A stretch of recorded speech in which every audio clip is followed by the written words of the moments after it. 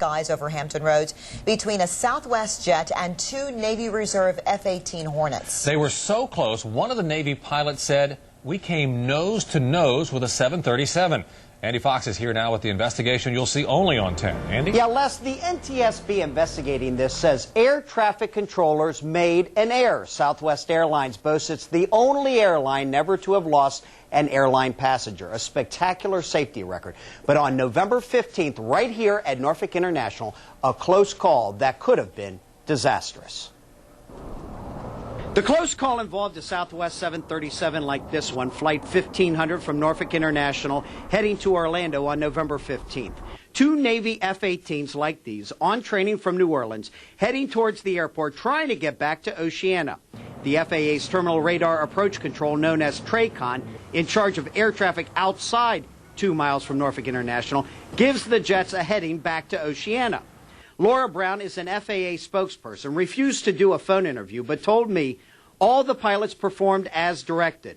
The FAA's TRACON controller miscalculated the broad path of the F-18s back to Oceana. Seeing the broad turn, the TRACON controller intended to turn the jets more to the east, but made a mistake, turning the jets more northerly towards the approaching Southwest jet. Again, Laura Brown. Another TRACON miscalculation. The F-18 pilots saw the approaching Southwest jet and turned their jets even more to the east. At the same time, the air traffic controller for the Southwest jet ordered a standard 40-degree turn to the right for Southwest.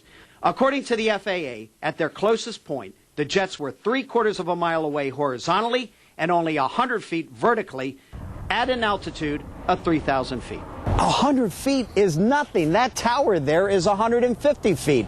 Now, sources tell me it is impossible to tell whether the jets left alone would have collided. But 100 feet and only 3/4 of a mile apart. And believe me, at those speeds, that space closes quickly. For the record, FAA separation standards are 3 miles horizontally and 1,000 feet vertically. At 3/4 of a mile and 100 feet vertically, this definitely violated that standard.